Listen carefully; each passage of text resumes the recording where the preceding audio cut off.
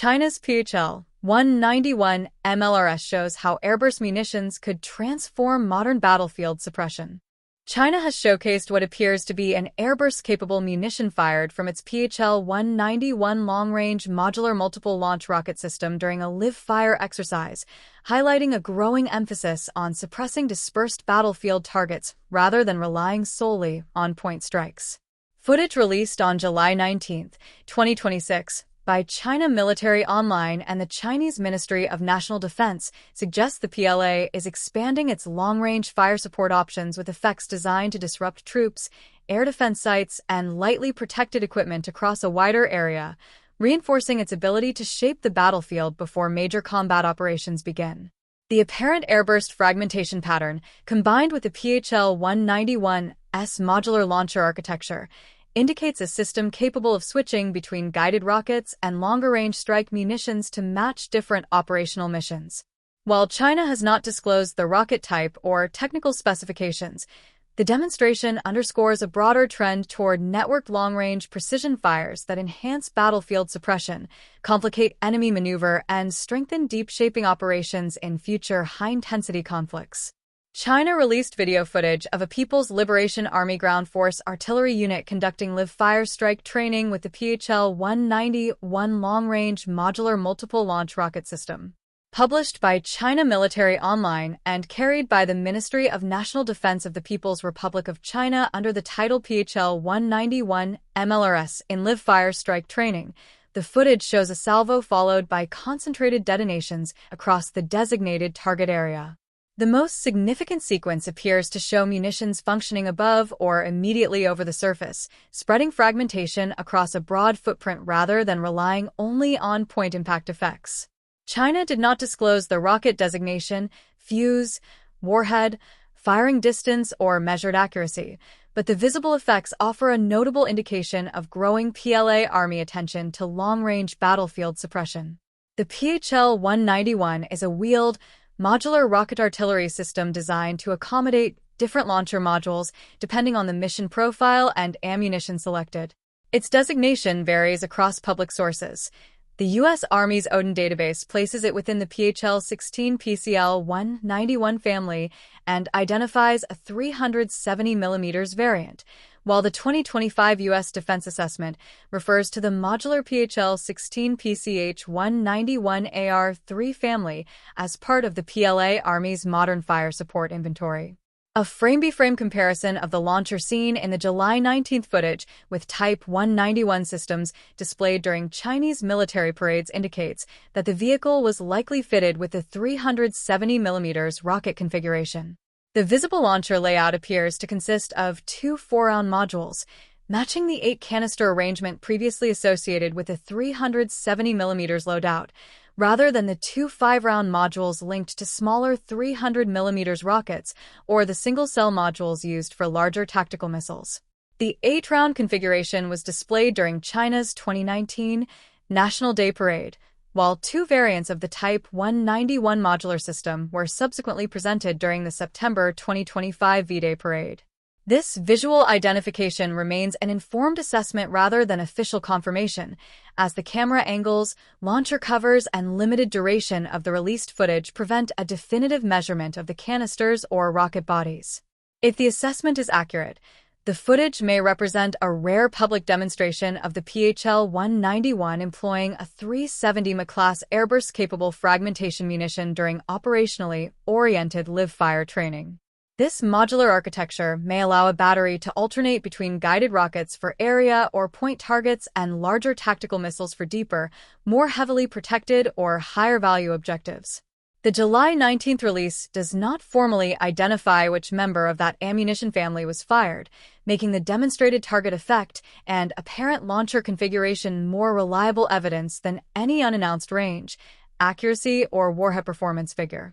The video's operational importance lies in the apparent combination of concentrated delivery and repeatable airburst effects. Several explosions appear at broadly consistent heights and positions over the target zone, a pattern compatible with a fragmentation warhead intended to distribute lethal or damaging effects across exposed personnel, lightly protected vehicles, radar equipment, and other dispersed assets. An optimized airburst can reduce terrain masking and avoid losing part of the explosive effect to crater formation, but it is not automatically superior against every target. Hardened shelters, deeply buried command facilities, and heavily armored vehicles would normally require different warheads or direct impact effects. The footage also cannot reveal whether the burst point was produced by a programmable time fuse, proximity sensor, or another mechanism, nor can it establish the system's circular error probable. At launcher level, the PHL-191 combines the road mobility and rapid Schutzensgut characteristics associated with the M142 HIMARS with a two-pod modular launcher configuration closer to the M270A2 in reed-fire capacity, although it should not be considered a direct equivalent to either system. Public assessments indicate that the Chinese platform can employ 300mm and 370mm guided rockets with reported ranges of approximately 150 kilometers and up to 280,350 kilometers respectively, while a 750mm tactical missile configuration is widely assessed to extend its reach to around 480,500 kilometers. By comparison, HIMARS and M270 launchers can fire the M30A1 MLRS alternative warhead, including rounds supplied to Ukraine, which produces wide-area effects by dispersing preformed tungsten fragments without using conventional explosive submunitions. The extended-range GMLRS family is designed to reach about 150 kilometers, while the Precision Strike missile provides a separate deep strike capability beyond 400 kilometers. The July 19 Chinese footage appears to show a comparable area suppression effect, but the absence of independently verified data on the munitions range, guidance, fragmentation pattern, and operational status means that any direct technical comparison or performance ranking remains premature. The footage suggests a stronger focus on suppression as a mission in its own right. Fragmentation airburst munitions could be used to disrupt enemy maneuver, neutralize dispersed formations, damage exposed components of air defense batteries, and restrict movement through assembly areas or tactical corridors.